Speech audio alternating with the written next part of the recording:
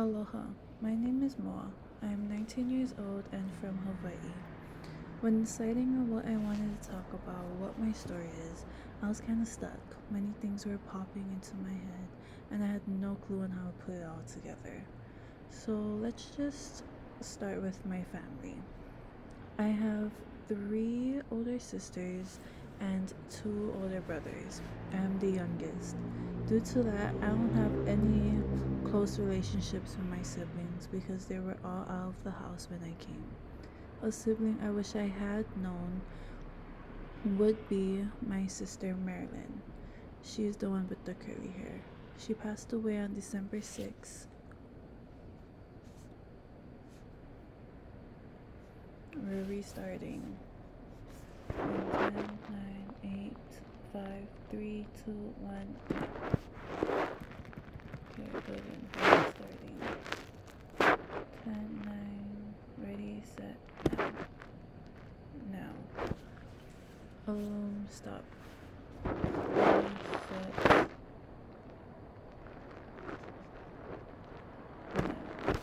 Aloha, my name is Moa. I am 19 years old and from Hawaii.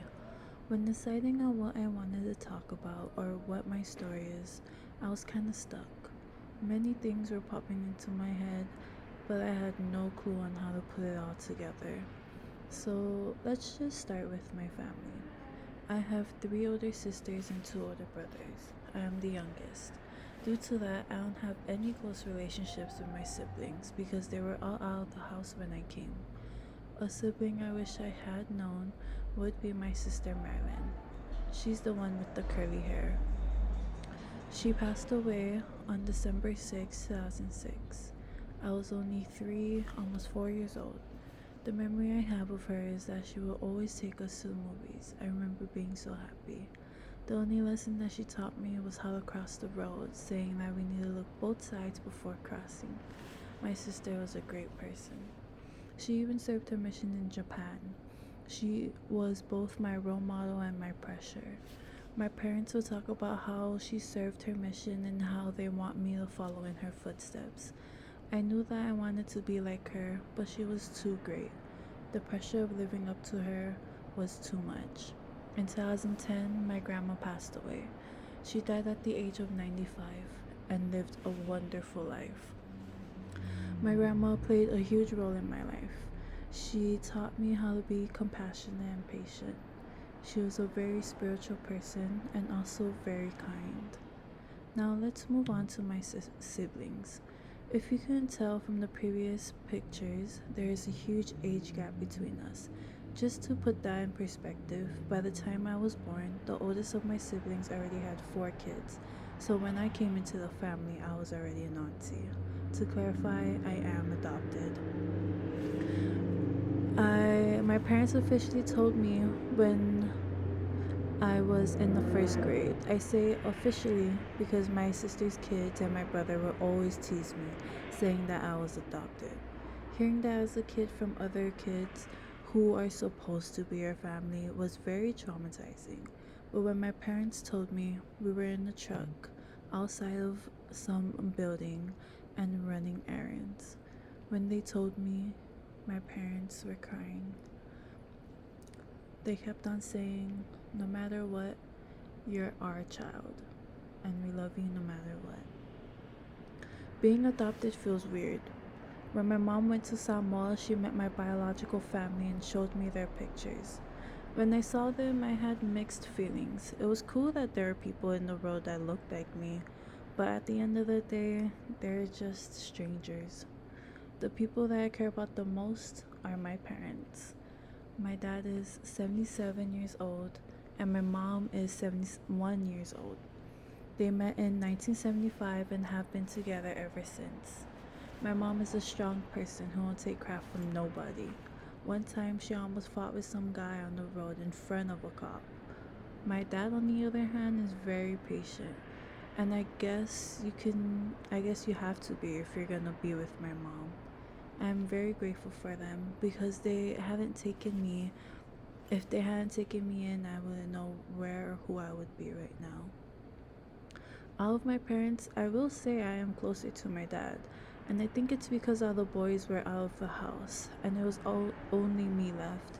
So we were able to spend some quality time together. And by quality time, I mean I had to be the one helping him do all the heavy lifting and fixing the car. Then comes my sister's kids and grandkids. Although I am not close to my sister, I am very close to her kids.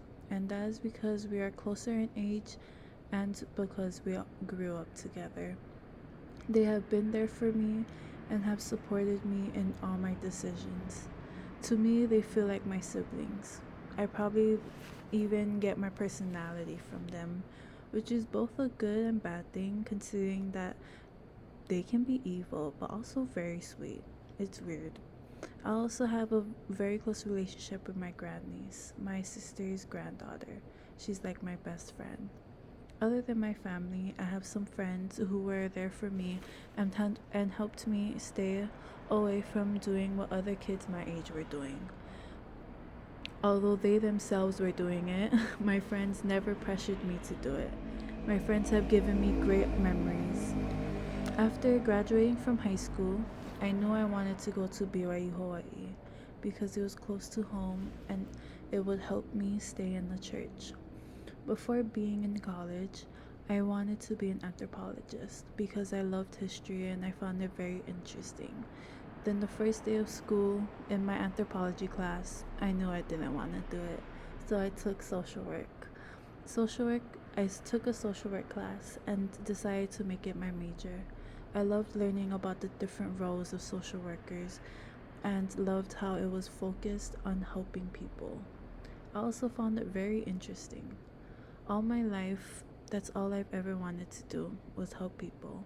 I think it's all because of where I have lived and what I've experienced. I'm from Kalihi, and Kalihi is known as the ghetto due to the high crime rates and the amount of public housings. The public housing that I am from is called KPT. Uh, KPT stands for Kuhio Park Terrace, but people call it Kill People Tonight, which is horrible. Just being raised there is a traumatic experience. It also makes you see people differently. At a young age, I have seen kids smoking, drinking, chewing. I have seen fights and I have experienced many things, and I want to be able to change that. I want to be able to help people in my community and put them on the right path. That is my story. Thank you and goodbye.